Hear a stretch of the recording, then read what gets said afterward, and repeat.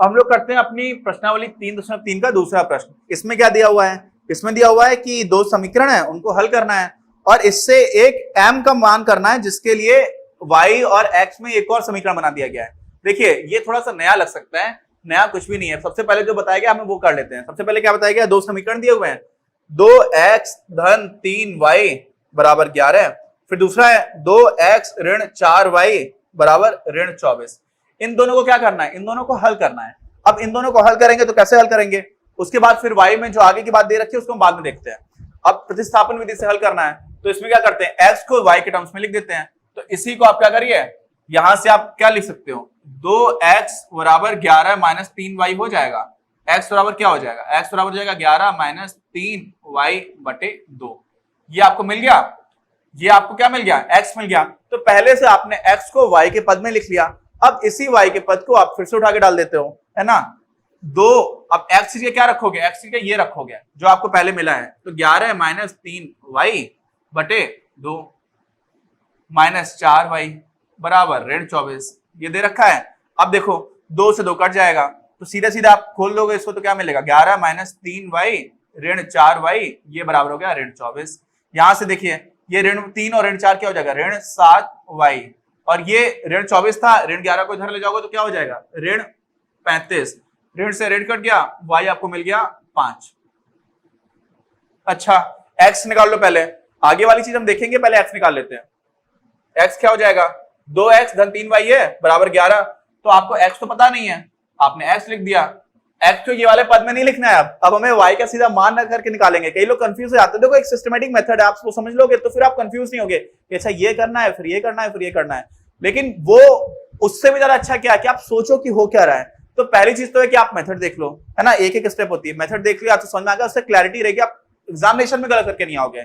लेकिन उसके आगे अगर आपको मजा लेना है तो फिर आप सोचना स्टार्ट करो। तो पहली कंडीशन है वो तो कर लो। नींव नहीं बनाओगे और मकान बना दोगे तो गिर जाएगा यार, समझे? तो यहाँ पे क्या हो जाएगा? 2x धन क्या था? 3y, y का मान कितना आ गया? 5, ये कितना है? 11। तो देखिए 2x जो है यहां से आप करेंगे तो क्या हो जाएगा? 11 में से 3 × 15 घटा दोगे तो x का मान जो है वो आपको मिल जाएगा ऋण 2। ये आपको x का मान मिल गया। अब क्या दिया हुआ है? अब ये दिया हुआ है यार कि m का वो मान ज्ञात करिए। अब m तो कहीं पर है ही नहीं, लेकिन उसमें लिखा क्या हुआ है कि m का वो मान ज्ञात करिए जिसके लिए y बराबर क्या है? mx धन 3, ये दे रखा है अलग से। अब हुआ क्या? y आपको कितना आया? y आ गया 5, x कितना आ गया राजा बाबू? ऋण 2।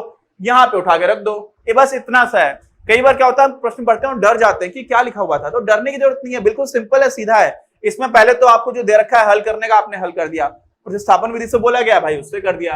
विलोपन से बोला था, मुझसे कर देते। अभी नहीं पढ़ा है, आगे पढ़ लेंगे, एक बार मैंने बताया भी था। तो वो हल करने के बाद फिर आगे कहानी क्या है? अगली कहानी में हमें ये दे रखा है कि m का मान ज्ञात करिए जिसके लिए ये हो। अब आपको पता है कि y कितना है? 5 है। m आपको नहीं पता है, x का पता चल चुका है, ऋण 2 है, धन 3 कर दिया। ठीक, तो यहां से क्या हो जाएगा? ऋण 2m जो है वो किसके बराबर हो जाएगा? 3 को इधर ले आइए, 5 ऋण 3, यानी कि ये क्या हो जाएगा? ऋण 2m बराबर किसके बराबर हो जाएगा? 2 के बराबर। तो इसका मतलब m बराबर क्या हो जाएगा? 2 बटे ऋण 2, इसका मतलब ऋण 1। तो m का मान जो है वो आ गया -1। ये आपका उत्तर हो गया। इतना आसान था, कुछ था नहीं, लेकिन एक नई लैंग्वेज, नई भाषा, कुछ नया लिखा हुआ था, तो उससे कई लोग हम बार घबरा जाते हैं। तो वहां पर भी हमें सिस्टमेटिकली एक एक कदम आगे बढ़ते रहेंगे तो फिर गलती नहीं होगी, समझे? अब हम क्या करते हैं, इसी का अपना अगला प्रश्न जो है वो कर लेते हैं। और अगले प्रश्न में कई खंड हैं, क्या है? बहुत सारे खंड हैं, तो उसमें से हम सारे तो शायद नहीं कर पाएंगे इस वीडियो में, तो अगले वीडियो में कर लेंगे। वीडियो की क्या दिक्कत है? कोई दिक्कत है? कोई दिक्कत नहीं है। तो बोला गया है कि निम्न समस्याओं में रैखिक समीकरण युग्म बनाइए और उनके हल प्रतिस्थापन विधि द्वारा कर दीजिए। ठीक है, पहला क्या दे रखा है? तीसरे में जो प्रश्न है वो आपके स्क्रीन पर आ जाएगा। ठीक, दो संख्याओं का अंतर 26 है, अच्छी बात है। एक संख्या दूसरी संख्या की तिगुनी है। अब हम यहां पर एक संख्या मान लेते हैं x, दूसरी संख्या मान लेते हैं y। तो सबसे पहले तो दे रखा है कि दो संख्याओं का अंतर 26 है। मान लिया x बड़ी है। अंतर में देखो, अंतर क्या होता है? 7 और 4 के बीच का अंतर कितना है? 3, है ना? बात सही है। अब बोला जा रहा है दो संख्याओं के बीच का अंतर 3 है। कोई भी संख्या हो सकती है, 10 और 7 भी हो सकती है। मैं भी जो बताने की कोशिश कर रहा हूँ वो 10 और 7 और 7 और 4 तो अलग है, वो तो एक अलग चीज होगी। आपको समझना चाहिए कि ऐसी तो बहुत सारी संख्या हो सकती है और एक्चुअली अनंत है ही, लेकिन साथ में एक्स बड़ा है कि वाई बड़ा है, लोग इसमें कंफ्यूज हो जाते हैं। तो कुछ भी एक मान लो, मान लिया हमने कि एक्स बड़ा है, जो बड़ा होगा उसी से आप दूसरे को घटाओगे, है ना। अगर वाई बड़ा होगा तो वाई से एक्स को घटा दोगे, लेकिन हम एक्स को बड़ा मान लेते हैं। तो दे रखा है कि एक्स में से आप वाई घटा रहे हो तो 26 मिल रहा है। क्यों? दोनों संख्याओं का जो अंतर है वो 26 है। और साथ में क्या दिया हुआ है? साथ में दिया हुआ एक संख्या दूसरी संख्या की तिगुनी है। इसका मतलब x से अगर आप y घटा रहे हो और आपको 26 मिल रहा है, तो x जो है वही क्या होगा? बड़ी होगी। तो x को ही आप 3 गुना भी रखो। अगर आप यहाँ पे y को 3 गुना कर दोगे ना राजा बाबू, तो दिक्कत हो जाएगी। यहाँ पर ये चीज थोड़ी समझने की रही, दो संख्याओं का अंतर है, तो बड़े से आप छोटे को घटाओगे तो आपको 26 मिलेगा, तभी तो धनात्मक उत्तर मिलेगा भाई। बड़े से कुछ घटाओगे तभी आपको एक धनात्मक उत्तर मिल रहा है।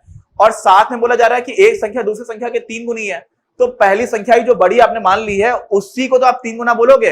ऐसा तो नहीं करोगे कि y जो है वो 3x हो जाएगा। ये कर दोगे तो फिर उल्टी चीजें आ जाएंगी। क्या आएंगी हम वो भी देख लेंगे अभी, लेकिन पहले हम प्रश्न कर लेते हैं। आप समझ लो ना। मैं देखो बहुत बार, एक मेरा छोटा भाई था, वो क्या करता था कि उसको आप हमेशा कोई भी समीकरण बना करके दो या कुछ भी ऐसा करके दो, हमेशा हल बहुत अच्छे से हल कर देता है। और एक चीज होती है अबेकस। अबेकस जानते हैं आप? उसमें हम लोग काउंटिंग करते हैं, और एक टूल आता था तो वो बहुत जल्दी काउंटिंग करता था।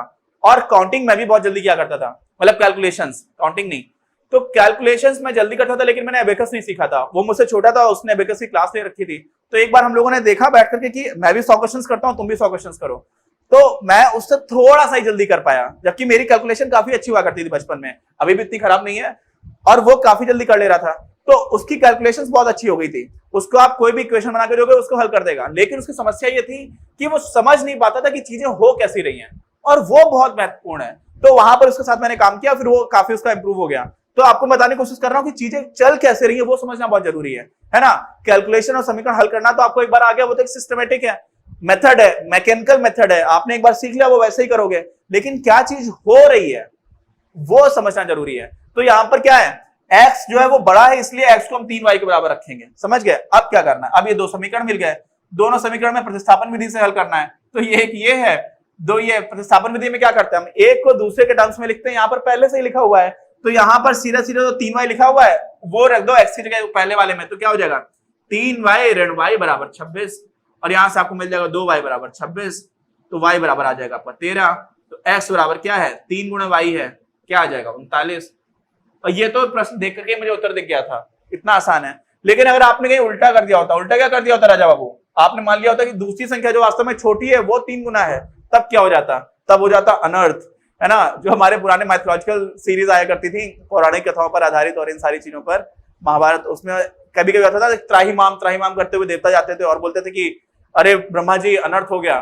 तो ऐसा ही अनर्थ हो जाएगा यहाँ पे। देखिए अनर्थ कैसे होगा, देखिए x ऋण y बराबर क्या है 26, और y आपने क्या मान लिया 3x के बराबर, तो आपको मिलेगा x माइनस 3x बराबर क्या हो जाएगा 26। यहां से आ जाएगा ऋण 2x बराबर 26, तो x बराबर आ जाएगा ऋण 13, और y बराबर क्या आ जाएगा, y बराबर सोचिए क्या आ जाएगा, y आप इधर लेकर के जाओगे तो आप ऋण 13 से ऋण 26 घटाओगे तो आ जाएगा ऋण 39।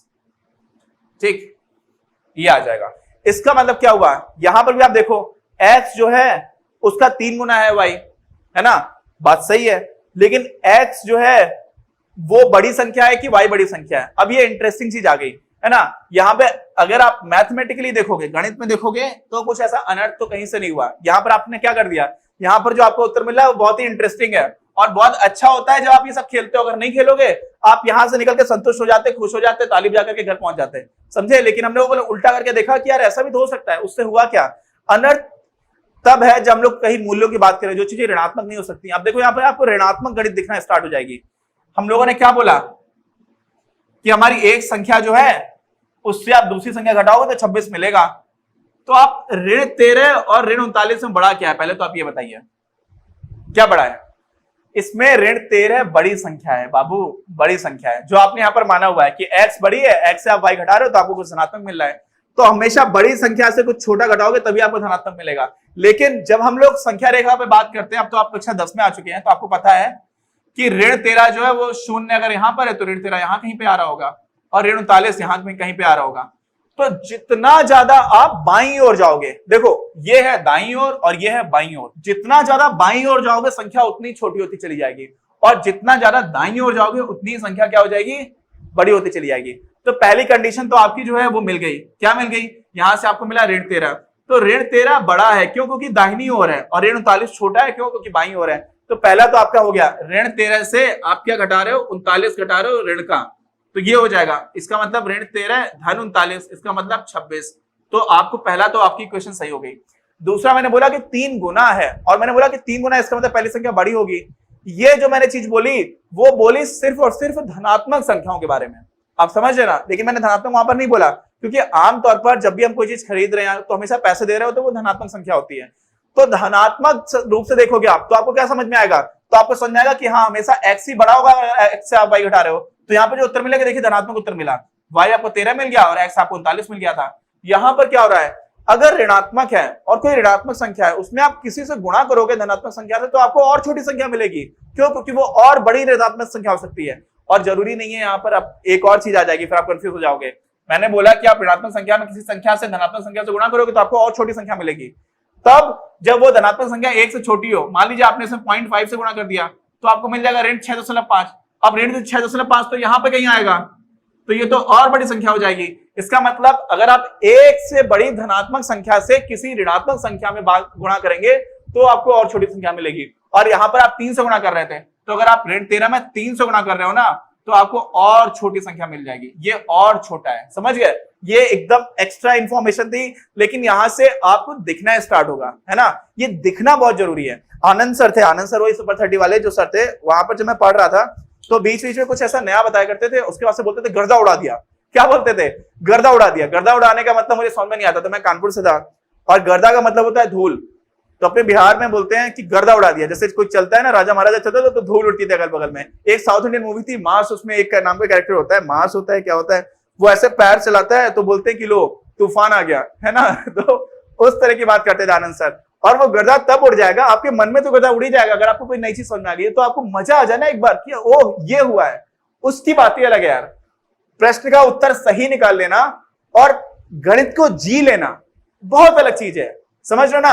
आपको मजा तब आएगा जब आप उसके साथ खेलोगे, वो जो फीलिंग है यार, वो सही उत्तर ला करके पूरे में पूरे मार्क्स ला करके नहीं आ सकती, वो भी अच्छी फीलिंग है, वो गलत नहीं है, लेकिन साथ में आप ये समझिए कि यार ये जब करोगे कि अच्छा उल्टा करके भी तो हो सकता है, सारी संभावनाओं को देखना स्टार्ट करो, है ना। तो इसी का तीसरे में पहला प्रश्न लोगों ने कर लिया है, आगे के प्रश्न लोग करेंगे अपने अगले वीडियो में।